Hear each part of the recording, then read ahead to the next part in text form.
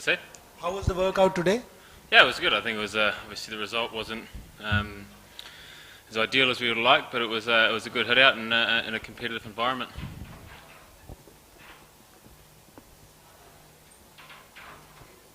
Uh, are you happy with what you've achieved at the game today, looking at combinations? And you obviously were trying to get a lot of bowlers and a lot of batsmen batting different orders.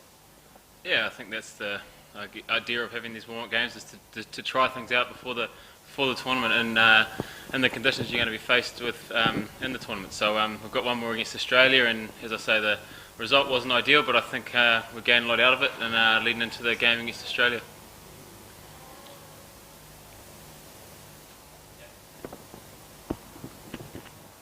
Tim, it's maybe an odd question to you because you are not a batsman.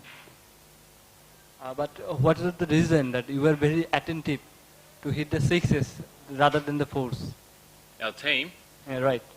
I think we've got some powerful hitters, and we can ball strikers throughout the whole batting lineup. I think there's also guys worked in around that can tick the strike over and pick up the fours as well as the sixes. So I think we've got a good mix of, I guess, power and guys that sort of can do the both. So yeah, I think in 2020 cricket you can't neglect the balls in between the boundaries, and I think that's something that all the teams will want to do as well. Is just as well as have powerful hitters, have guys that can pick up those ones and twos throughout as well.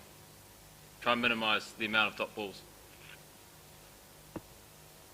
Tim, there was a time during the middle of your innings that you guys kind of lost your way, lost a few wickets in heaps. You must be thinking you have to avoid this kind of a situation happening.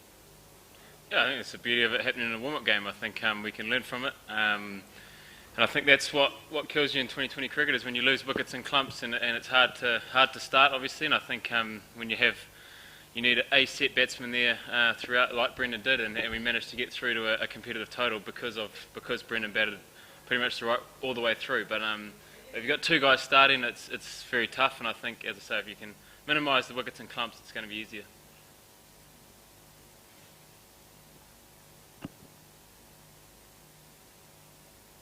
Did you think the total was enough on these kind of wickets?